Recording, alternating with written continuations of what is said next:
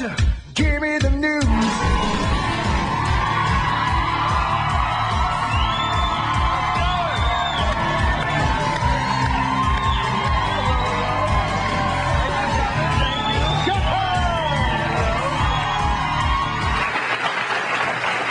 When it comes to aches and pains for little ones, one of the most common is ear infections. In fact, 3 out of 4 children will have an ear infection by their 3rd birthday. And Dr. Shears, that's why we have guests up here. You betcha. We have Kinley here along with her mom, Elizabeth. How's it going, you guys? Good, thank you. So, Kinley, you have a lot of ear infections, huh? How many? Like 3. 3? Do they hurt? Or a bunch. Or a bunch. I bet it's a bunch, huh, Mom? Yeah. Yeah, well, we're also joined by Dr. Oz Garcia, nutritionist, right? And you've written a book that I love, The Food Cure for Kids. That's correct. And it's a perfect book for this show because that's what we're talking about, how food can be a great cure, much better than a pill sometimes. Because foods do matter. But let's talk about, you may actually have ear infections. Ear infections. Tell people, how in the world could foods affect ear infections? That's a really good question. So this is what's happening in your ear.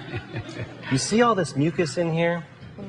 That's what happens when you get an ear infection. And what happens, I'm going to show you at home on this animation, is normally the eustachian tube drains the middle ear into the back of the throat. Any mucus that gets in there. But if you have allergies or a cold, that eustachian tube clamps down and that mucus builds up and can't drain.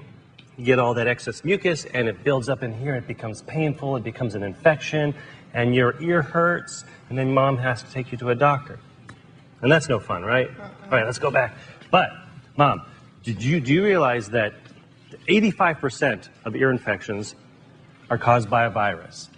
And antibiotics aren't going to do a darn thing for those. And that's where food can kind of come in sometimes. Some kids are kind of sensitive to certain foods, and it builds up more mucus and leads to ear infections. We cut those foods out, and it makes a huge difference that ear infections go away. You probably see that a lot. All the time. And I used to suffer from ear infections when I was a kid. And part of writing the book was trying to answer for myself some of these questions. How come kids get colds so often? Why are we going through so many health issues with kids? And where does food fit in there? So there are foods that actually produce mucus and can actually aggravate and make the cold or the infection much worse in the ear. Exactly. And we're going to teach these to Kinley right now, but we're going to make it fun.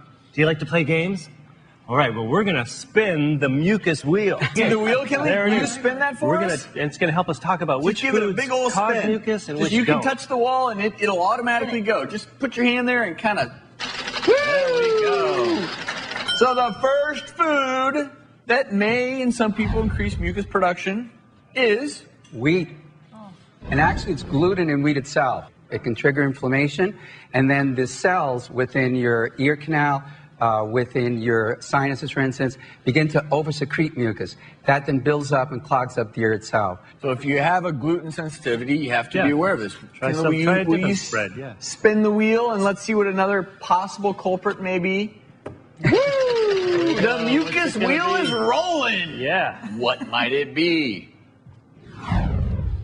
Bananas. So how can bananas in some people increase mucus production? Well, same thing. It's how bananas are picked. I mean, they're picked green. They need to travel long distances. Then they're put into warehouses, and then they're gassed so that they ripen very quickly.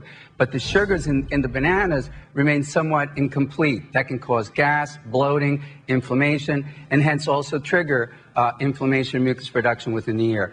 Dairy is another one that everyone thinks of as increasing mucus production. True or false? Absolutely. I mean, dairy is very high in lactose, which many people cannot break down, casein, whey, and this can be a trigger where after a glass of milk, you're completely congested and can contribute to the ear getting filled up with mucus. And we don't have time to break it down, but there are foods that can actually help break up mucus. Tremendous. One of them is pineapple as an example, right? Because of bromelain. Bromelain breaks up that mucus, So point is, just be aware.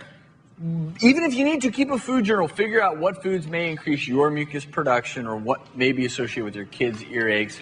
Kelly, thank you so much for coming on the show. Thank you, Elizabeth. Thanks. Thank you.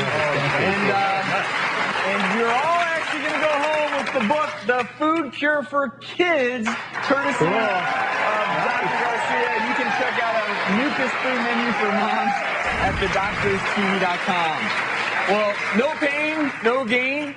Who thought that was a good idea? We've got the surprising food fixes for your muscle pain after the break.